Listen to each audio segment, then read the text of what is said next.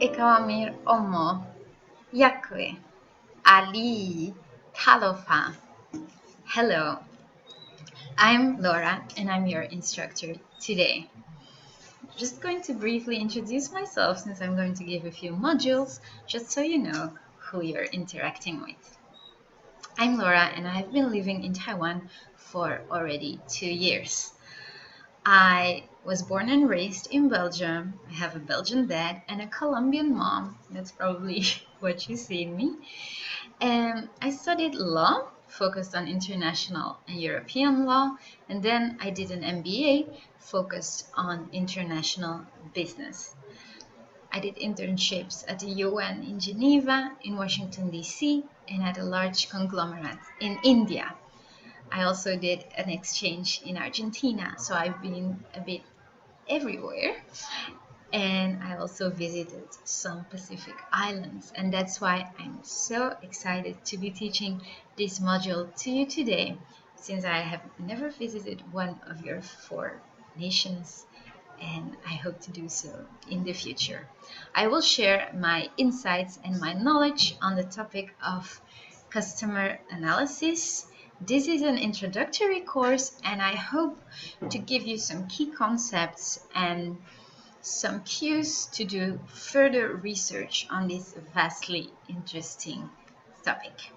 Let's start with the basics.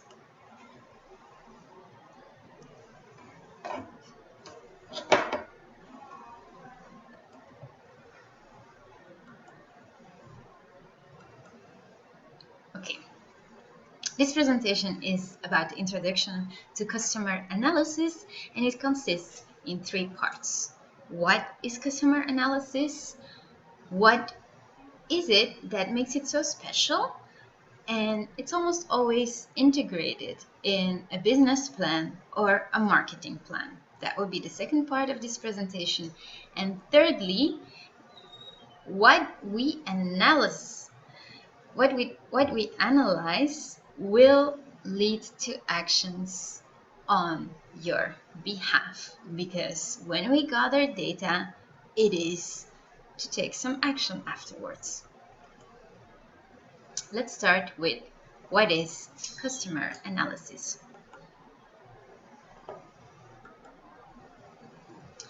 First, we are going to identify our target customers. Very much comes down to pinpointing at who is your target audience, who is your target customer. Secondly, we're going to dive a bit deeper and we will ascertain the needs of these customers. These customers all want and need something when they're traveling to your island, which is very remote and far away from them. They have to do it with a purpose. So, what is the need behind that trip? You find out about it and you'll have a lot of information to use in your strategy.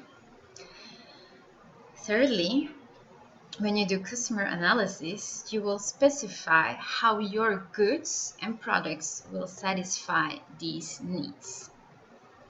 The needs are the inner drivers. They are the key guiding the decisions and the actions that the customer takes, and what type of goods the customer buys, what type of services the customer wants. So knowing these inner drivers, it's a basic psychology exercise, but it will lead to very targeted business action. We're going to try to listen to the inner drivers of the customers, because this is key to become the market leader and ensure a long-term business perspective. And this is ultimately the goal. If you want to do business in a sustainable way for yourself, so that the energy and the effort and the passion you put into your work, that it delivers at some point in time, then you will have to have a long-term business perspective. On the short term, everything is possible, but we all know on the short term, you will not pay anything on your old day with that. So that's why we focus on the long term. It is key to understand and identify various customer personas, and this is something to remember very much. A customer persona is a profile you make about your target customer in a very detailed way. What do I mean with that? I mean that you're going to make an avatar. We're going to do the exercise later so that we can really think from the perspective of the customer, and from that way of thinking we can tweak and modify how we present our business operations and ultimately target them better. We are going to learn their behavioral patterns because most customers behave in a certain way, and that behavior will find repetition in the visitors or customers that are going to come next, and also in predicting how the customer is going to behave. For example, if every visitor from France that visits you almost always rents a bike or almost always want to go on a snorkel excursion, then you will see a behavioral pattern and you can start adding package deals to your offer, for example. What is making an avatar in marketing?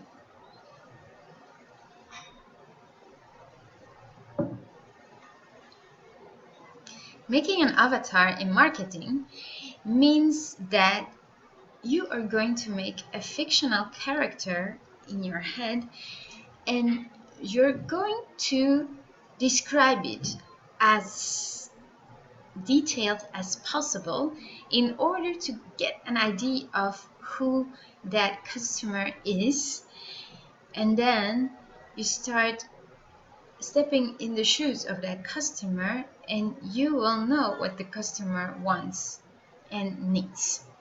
We're going to do the exercise later, but I'm just dropping this here already so you can keep it in mind. The reasons to conduct a customer analysis are very clear. We're going to understand the existing pain points. What do I mean? No business is perfect. So there are always rooms for improvement. There are always existing pain points, but we're not always aware of those pain points.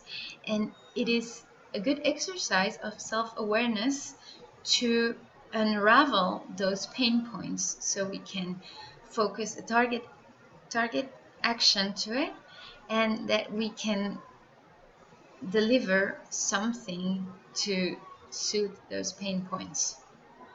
We'll get to know the customer experience. What is a customer experience? The customer experience is the entire customer behavior chain from A to Z. From the moment the customer starts dreaming about your faraway island, that is where the customer experience starts. There is where the opening, the room of the floor, it opens up for you to start like pulling the customer in with marketing, with dreamy content, with providing information, and then the customer is going to book, and then the customer is going to travel. And the moment they, for example, if you're a hotel, if they step through the front door and they go into the lobby, what do they smell? What do they see? How warm are your service providers? How is the atmosphere? How is just everything into detail that makes the customer experience? And it's quite often in the details. How tidy are the rooms? How flexible is the staff, for example, for booking additional excursions? Or how is the buffet in the morning going? Or do you have breakfast packages? All those things make the customer experience, and the customer experience lingers on very longly. For example, if an unsatisfied customer leaves a bad review, that is still part of the customer experience, and there you have an opportunity to do a remediation or to go into dialogue with the customer. So not replying on negative reviews is really not the way to do it. But I'm pretty sure you will do your best. You will find gaps in your current market. What do I mean with that? Well, maybe you have a market of, for example, couples without children because you offer very active diving excursions, for example. Well, maybe there are gaps in your current market. Maybe you are targeting very young customers, but there are also some early retirees that are very active and also have the money and the time to come visiting your island, and they fit the profile of your target customer, but you're just leaving them on the side because you have never thought that they might be your audience. So finding those gaps is very relevant from broadening up your target audience. Then we're going to analyze if the product or service you provide will solve the issue or need. In customer behavior, ultimately, what you are selling, whether it's a goods or whether it's a service, it's something to satisfy a need. Hunger, thirst, shelter, or in tourism, it's about a dream, about a vision of being in a far away exotic location, for example, about experience the traditional culture, about having a laid back time, about recharging in nature, about learning from different cultures. There are so many needs that visitors ultimately have that as a service provider you can satisfy, that it really pays off to analyze, well, what is that inner need or want? Then we're going to create a two-way channel of communication. In a customer-centered approach, the communication, if you're a service or a goods provider, is not in one way. It's not you like vomiting the information and just letting them sort it out. No, you're going to try to make it a dialogue. And from the bits and pieces the potential or the future customer gives you back, there you can extract some details that can help you tweak what you are doing. So it's really a two-way street. Really see it as building a relationship. Building a relationship takes time, or sometimes it doesn't, but it almost always takes a bit of effort, and it's a bit of give and take, and it's about listening and about clear communication. So always keep the channel open. Improve your product and service. That will be one of the goals of a customer analysis. And innovate your marketing strategy, since customer analysis is quite often part of the marketing strategy.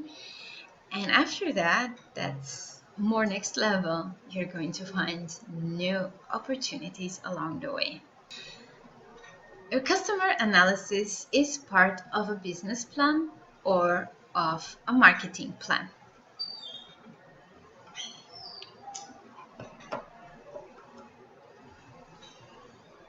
There is a clear integration of your marketing plan inside your business plan or just your marketing plan with a customer centered approach, because the customer is the one that brings you revenue. So your customer is key in the entire exercise of making a business plan. Okay, firstly, the survival of your business depends on the cash flow coming in through sales. This is the whole bottom line of doing a business, and there's no need of doing silly about this because this is key. Then we're going to generate sales. Sales are generated through marketing. Sometimes sales come falling out of the sky and they just land into your lap, but mostly you'll have to do a bit of effort, just as finding the love of your life may happen, but quite often we need to do our best. Then marketing is always directed towards a person. You're not talking to a wall or to a building or to an object, but you're talking to a person. Your customer is a person. So the marketing has to trigger certain emotions because all humans have it. Even the most rational human beings, they all have needs and wants, and that marketing should be directed towards that. The customer analysis has two parts. You have the behavioral profile, why your product matches a customer's lifestyle. So it's all about lifestyle. And secondly, the demographic profile.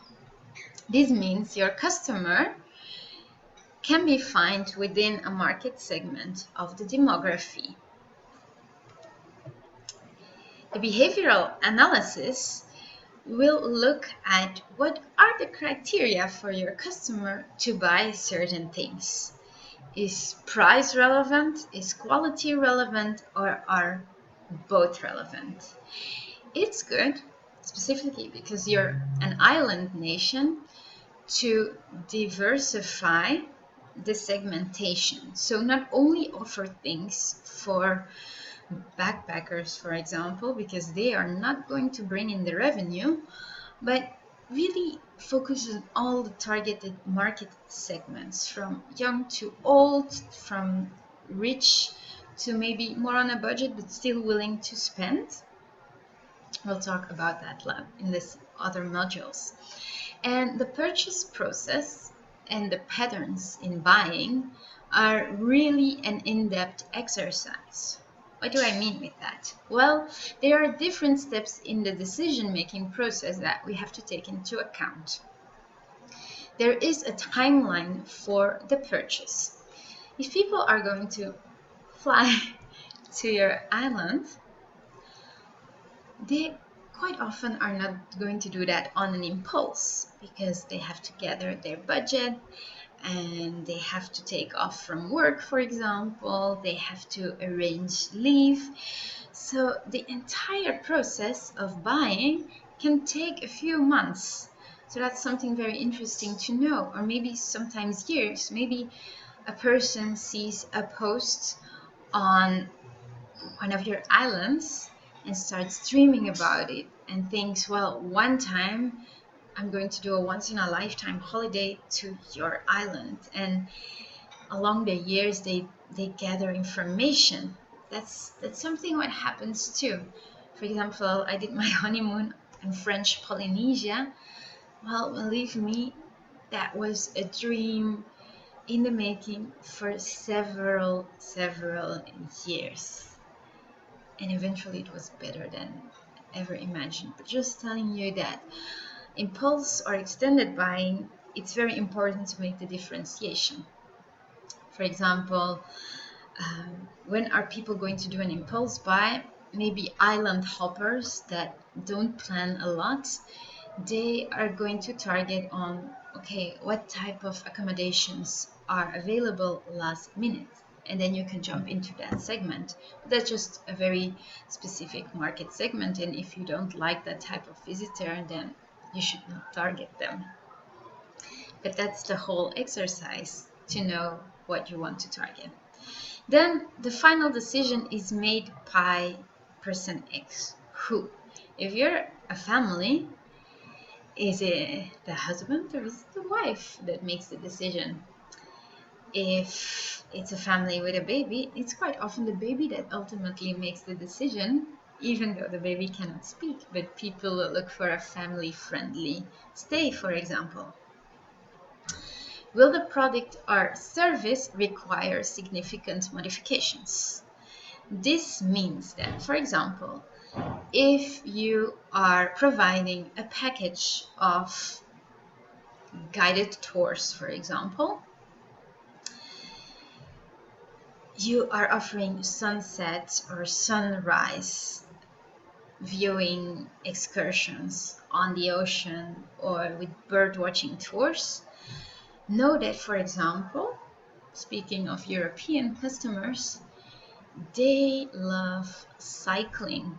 So if you can add a cycling component to that, they for sure will book it. You have a lot of travelers that go to islands that have a very romantic soul, for example, and they love walks on the beaches and they love picnics. Maybe as a service provider, you can provide a picnic on the beach, feet in the sand, gazing at the sun, and then a basket full of nice food, maybe a bottle of champagne, something like that. Those are all things that are modifications to a certain offer you make, but that can be significant, and they are all made out of a perspective of knowing the customer very well. Secondly, you have the demographic analysis, and this means that you target several market segments, and these segments can be divided to gender, age, ethnicity.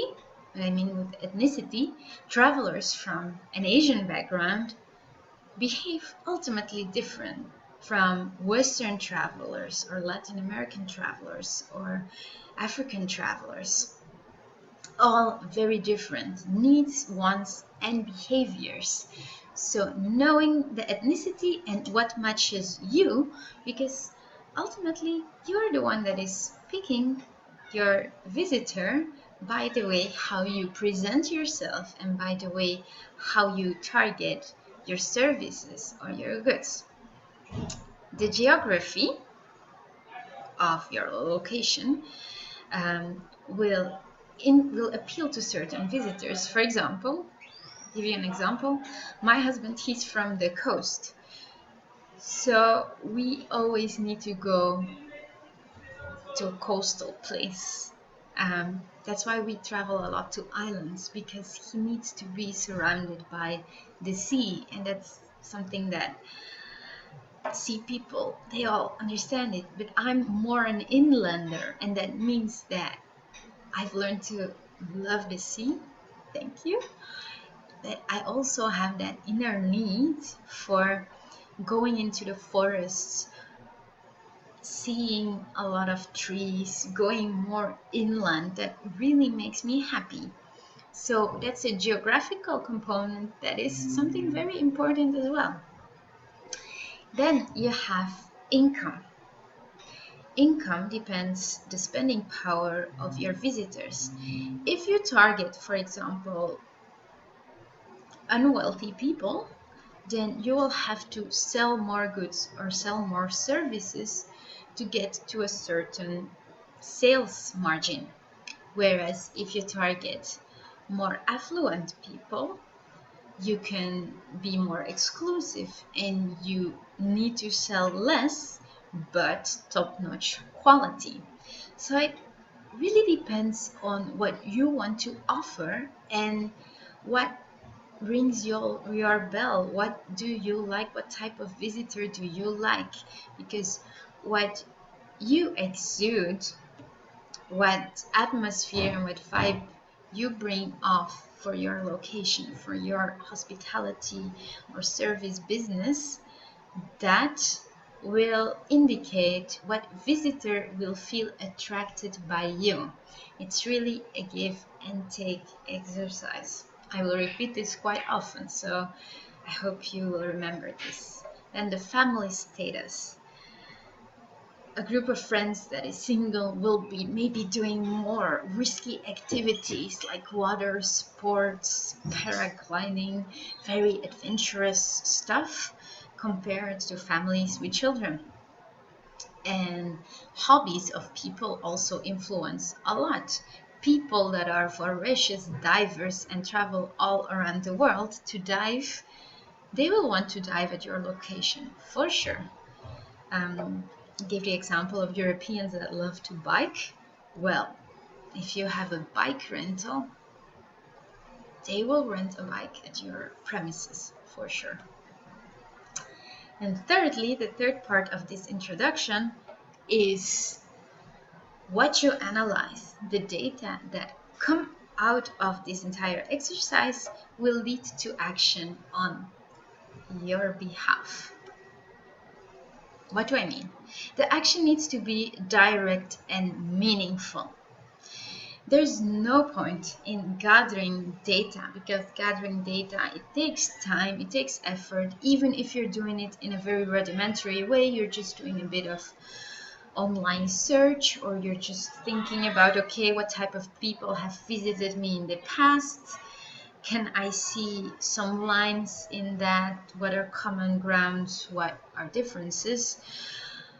That information is at a certain point in time. So if you're going to do an action from that, don't take the action 3 years after, because then maybe your data will be different. The insights you get from the customer analysis have to be actionable, because sometimes insights are just good to know. Oh, good, I know this, but you cannot really do anything with that. It's nice to know, but the actionable insights are the more valuable for you. They bring new information to you, and it's mostly new information that you didn't know, because if you know the information, there's not much an action that you can adhere to it. But the new information will push you to action. The action can be divided in 3 parts. There is some new information that is not groundbreaking, so it will just enable you to do some small tweaks to improve what you are offering. Fair enough, that's very relevant. Then secondly, you have information that will allow you to do significant modifications, not to challenge your entire being of your business, but significant enough to really accelerate things and bring in a big room for improvement. That's interesting. And then thirdly, you have actionable insights that are so groundbreaking that you will have to rethink your strategy. And you can be sad about it, but actually it's good, because it means that the information has brought you something very valuable, and you can start from scratch, or you can accelerate an innovation process that you already wanted to do for a long time. And rethinking strategy is always good, to do it on a periodic basis. However, you don't need to reinvent the wheel. If it ain't broke, don't fix it. So it's always very good to look at in what of the 3 categories does your information from this analysis, where does it fit? And then some concluding remarks. Understand your customers. No, it's a heart-to-heart thing. Travel is so much linked to emotions, to inspiration, to learning, to experiencing. So understanding those aspects in your customer will bring you in a better quality of visitors, and ultimately this will ensure a key success as business or a service provider. And that is what I want for you and what you want for yourself. This analysis data will also help you with planning and allocating your resources, because in business you always have to do a planning for a certain amount of time.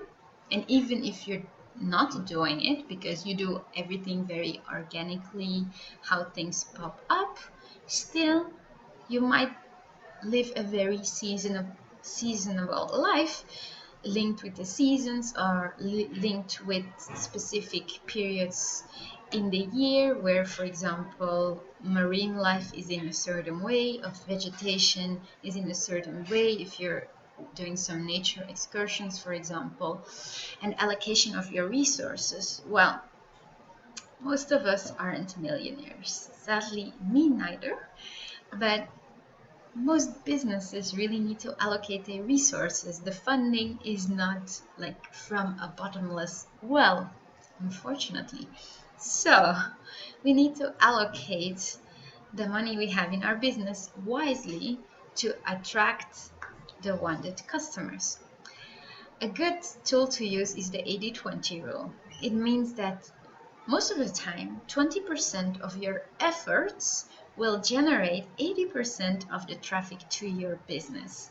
So 20% of what you are doing from a marketing perspective, for example, will bring in 80% of your customers.